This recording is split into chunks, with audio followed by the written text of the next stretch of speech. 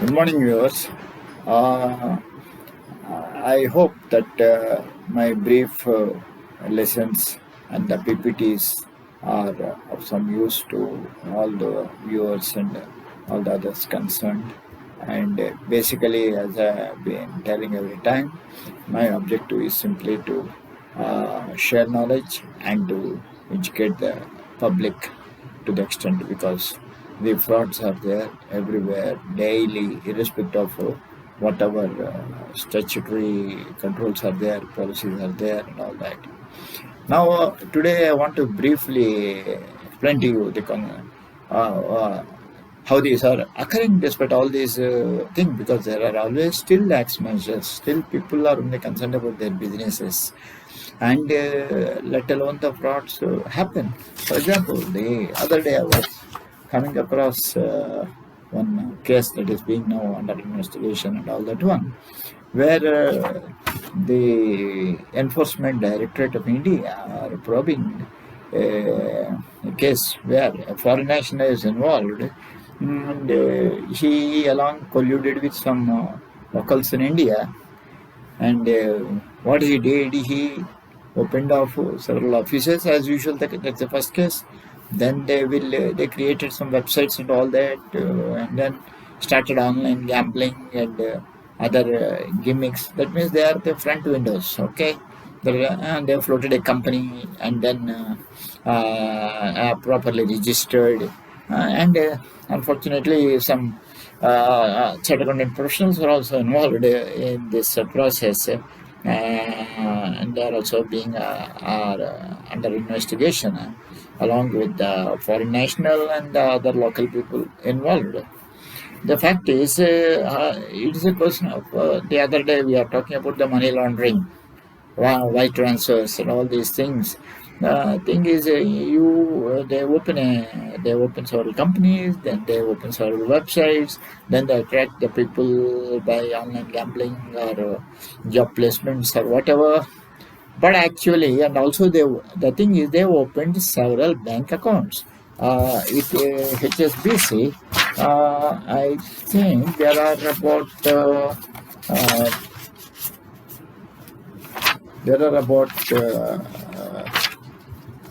several bank accounts with HSBC Bank, and also they used these online wallet like Paytm, Cashfree, Reserve, etc. Because of the lax in the due diligence and controls of the monies passing through these different money transfer mechanisms online that are nowadays, there are even banks. Suppose you want to pay your credit card, there are some reserve pay or something and other things through which you can pay. And all. The thing is, there is no monitoring of the transactions happening through them. Somebody gives a few million, okay, take it. Something is going out, just okay, send it. So that is how this big scandal that is now being probed has come to it as all the beauties of a fraud. Like there is a collusion between the foreign national and the locals. Then there are multiple offices. Then there are multiple websites, and then there is a hand in glove with the top management, and some accounting professional also helped them in creating the companies and all these things, and the banks also. They made many people open the number of accounts through which monies go through. That means, as far as the bank is concerned, they don't. They think that they're all different customers. But of course, banks are also lax in these cases. That they may see the basic KYC without even even physically verifying or whatever, or going much deeper or something. So the fraudsters are always on the lookout for Locanas, and they did it. And a lot of monies, I think about it is about 1,200 crores of rupees or so, looks like is involved. And so far, they have attached and frozen bank accounts of over 50 crores to date.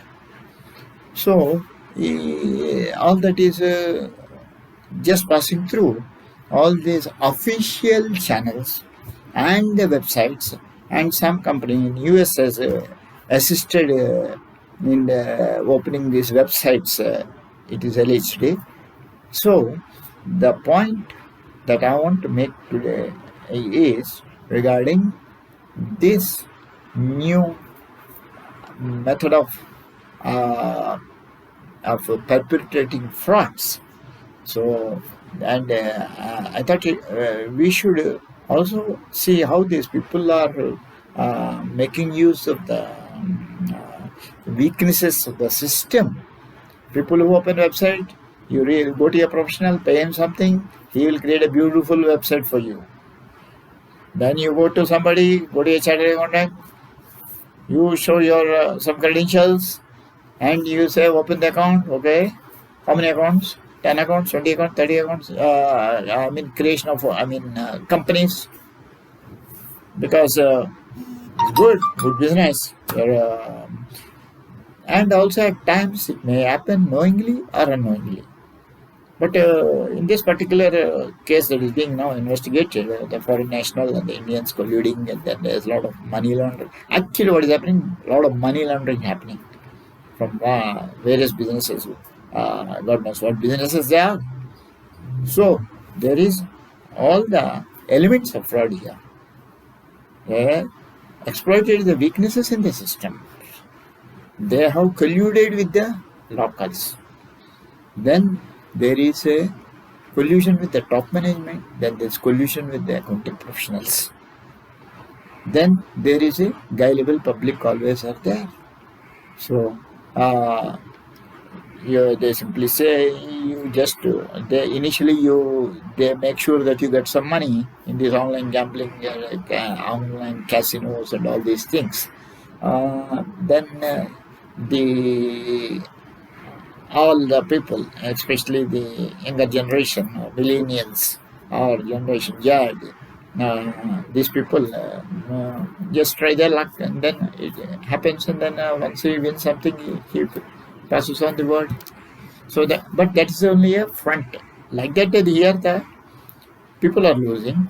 Behind that, behind that, they open several accounts and all that one, and even the banks facilitate, the accounting professionals facilitate, and the local people facilitate. So it becomes all the more difficult and takes a lot of time to probe these type of frauds.